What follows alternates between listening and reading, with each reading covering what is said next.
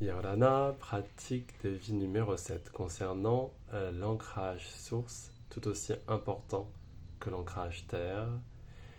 Là, l'idée, c'est de laisser monter des racines célestes, d'invoquer, de proclamer leur manifestation et leur croissance depuis le hara également.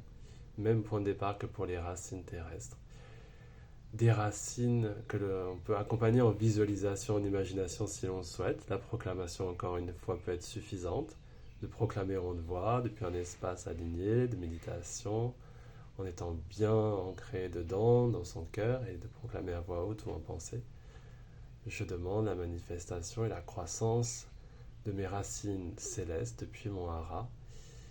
Et de les laisser monter le long des chakras supérieurs, passer par les chakras, le chakra couronne, et aller vraiment, depuis l'intention et la conscience, aller connecter à une source lumineuse avec cette intention, cette proclamation d'aller connecter à la source d'amour universel. On peut, suivant notre cosmologie, la nommer comme on le souhaite. Idéalement d'aller connecter à la source des sources, à la source d'amour ultime, à la source infinie de tous les possibles, à la source d'amour de Dieu déesse, et de connecter vraiment avec nos racines célestes à cette source d'amour, vraiment de sagesse infinie, d'amour inconditionnel. Toujours pareil, un processus de manifestation, ancrage depuis le souffle dans un premier temps, et une fois qu'on sent que l'énergie est posée, que les racines sont bien manifestées, en demandant également potentiellement éventuellement l'aide des alliés, d'ancrage de nos équipes de lumière pour que ça soit densifié, et que cela soit amplifié aussi, et de demander à être nourri de l'énergie source au travers de nos racines célestes, de laisser descendre cette énergie et de venir se nourrir au-dedans. J'inspire, l'énergie descend et s'emmagasine dans mon hara, dans mon corps. J'expire et je diffuse cette énergie dans tout mon corps physique et dans tous mes corps d'énergie. Corps émotionnel, corps mental, corps psychique et tous les autres. Et je me nourris ainsi pendant quelques minutes de l'énergie divine, de cette belle énergie de guérison et d'amour inconditionnel.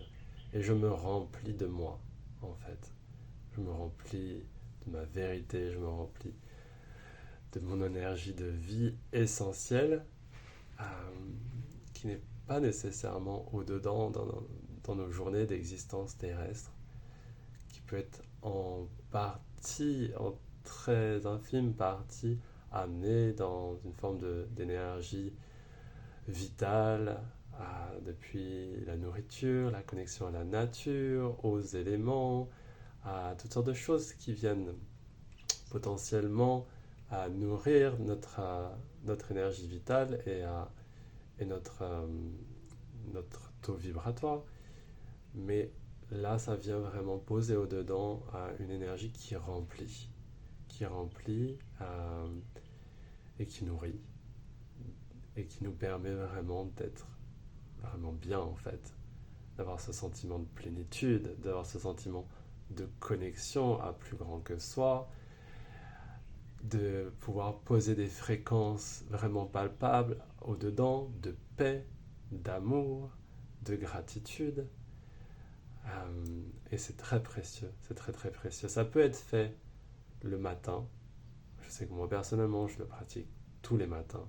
Ça peut être fait à plusieurs moments de la journée, de juste se poser, revenir dans son souffle, revenir dans son calme intérieur, se reconnecter, rappeler le divin dans son cœur et reposer quelques minutes, ne serait-ce que quelques minutes j'inspire intentionnellement, je proclame intérieurement à voix haute et je me nourris pendant quelques instants, quelques dizaines de secondes, quelques minutes.